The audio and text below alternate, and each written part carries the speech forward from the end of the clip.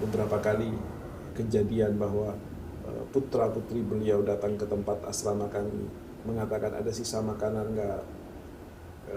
Saya tanyakan kenapa, dia bilang kami belum makan, jatah kami tadi yang ada di sana dibawa ke santri sehingga kami belum makan. Hal-hal seperti ini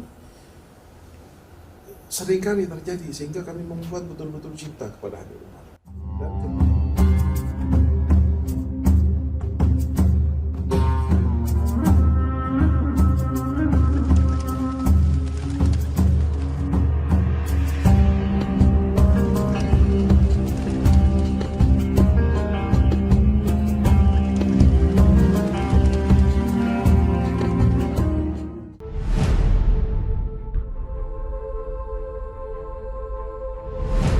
ما تستحي؟ جاوزت 15، جاوزت 20 مع أصناف المخلوقات. حاضر حاضر حاضر حاضر، معه ما تحضر. هو خالقك، اللي مضى عمرك أنت حاضر معها، ماشي منها خلقك، ولا شيء منها رزقك، ولا شيء منها ترجع إليه مرجعك. لما ما تحضر معه؟ وعزته وجلاله هو خير لك منها كلها، هو خير لك منها كلها، وعزته وجلاله.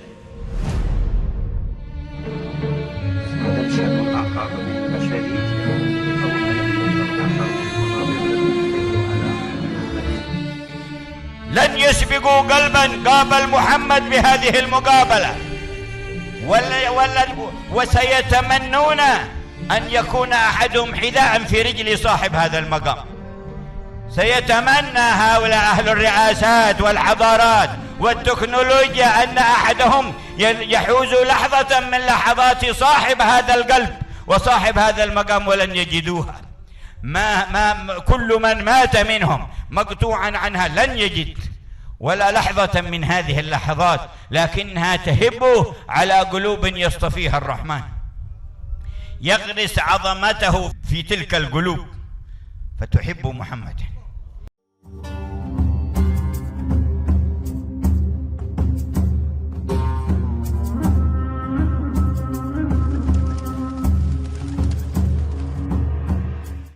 Memang memiliki karakter keras, tetapi justru dengan itu kami menjadi kagum karena selama 4 tahun kami belajar dengan beliau, belum pernah satu kali pun beliau memarahi kami.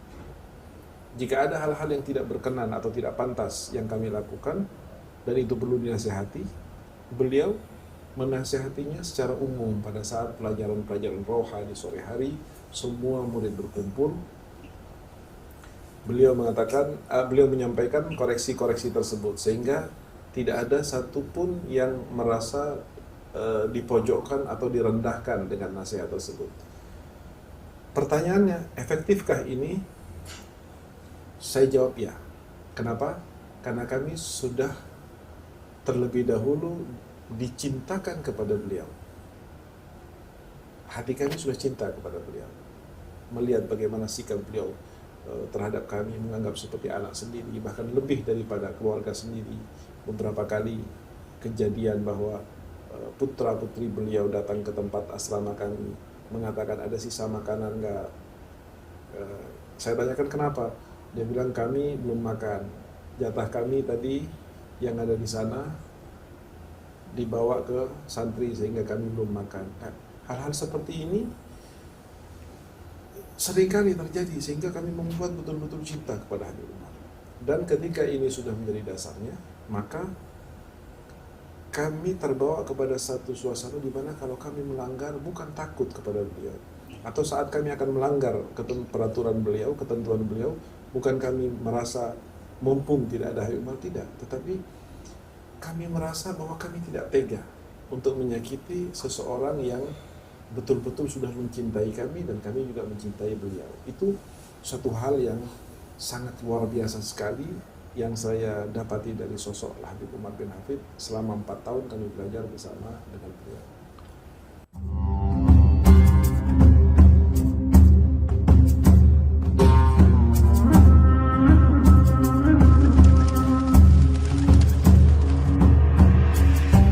dalam kaitan dengan belajar mengajar, Habib Umar beberapa kali pernah menyampaikan kepada kita tentang satu kaidah antara guru dengan murid.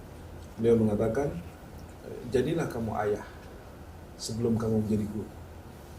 Karena murid-murid itu butuh untuk dicintai sebelum diajari. Dan ketika murid-murid itu sudah mencintai, maka apapun yang diajarkan akan betul-betul masuk ke dalam hatinya dan menjadi karakter dalam perkembangan jiwanya. Dan itu yang saya lihat bahwa Habib Umar secara kedisiplinan di dalam mengajar atau tersusunnya waktu sebagaimana di kuliah dan sebagainya, saya kira tidak sampai ke sana.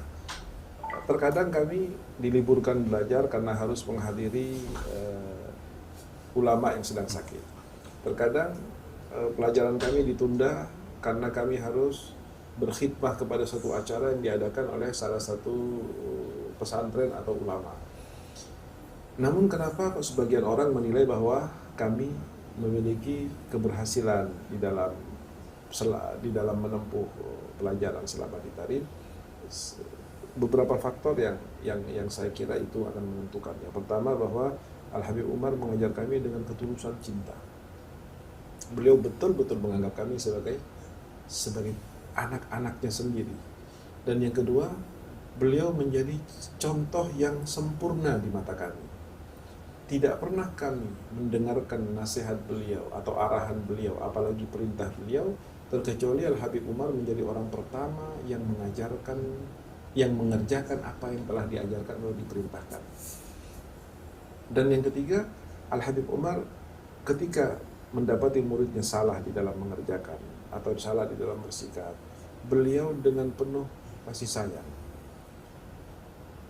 mengarahkan agar bagaimana murid ini sesuai dengan yang diinginkan, tanpa harus adanya amarah, apalagi hukuman atau pukulan. Sehingga ketika kami satu kali melakukan satu pelanggaran, baik disengaja maupun tidak disengaja, lalu kemudian kami mendapatkan teguran sikap yang seperti itu, maka terus terang berat bagi kami untuk melanggar kembali dengan pelanggaran yang sama. Dan apa yang diajarkan oleh beliau lebih kepada praktek daripada sekedar teori atau kaidah atau cerita dan sebagainya.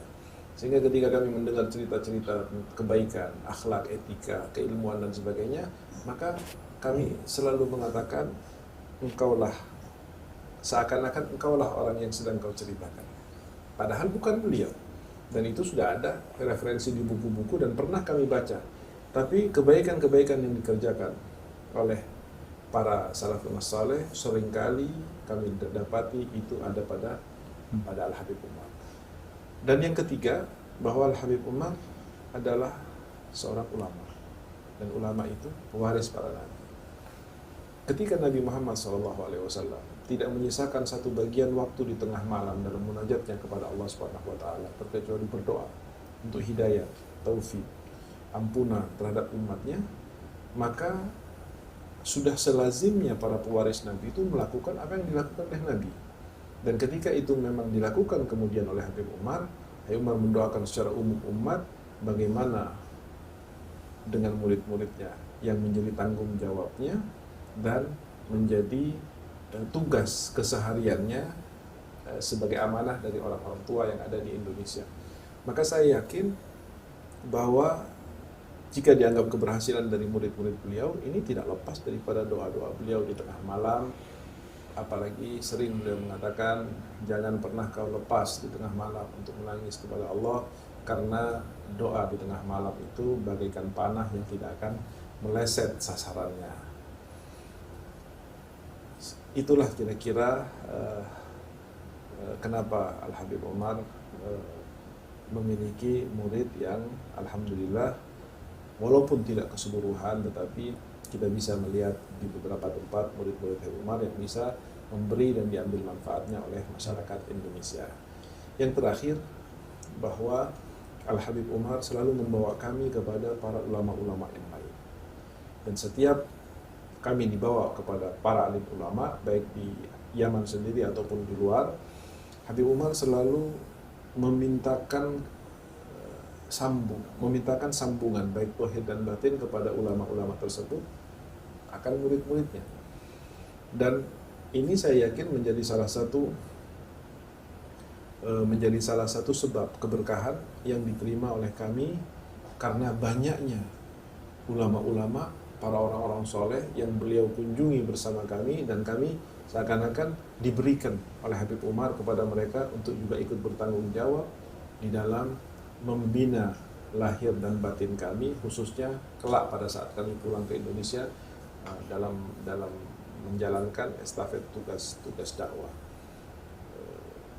Banyak ulama-ulama yang sudah wafat sekarang, apakah itu di Tarim sendiri, kami disambungkan. Beliau selalu mengatakan ketika berkunjung kepada ulama di Tarim ataupun ulama di Makkah seperti Abu Yasin Muhammad Al-Maliki, atau di Madinah seperti Al-Habib Zain, atau di Jeddah pada saat itu di Al-Habib Abu Bakar Al-Mashhur, Al-Habib Salim Al-Syatiri, Al-Habib Muhammad Al-Haddad, bahkan Al-Habib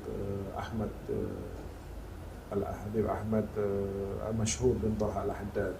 Beliau selalu mengatakan, wahai guru-guru kami, wahai para ulama, tolong lihatlah kepada murid-murid kami, ingatlah kepada mereka, doakan mereka supaya mendapatkan keberkahan dari ilmunya. Dan itu terus diulang.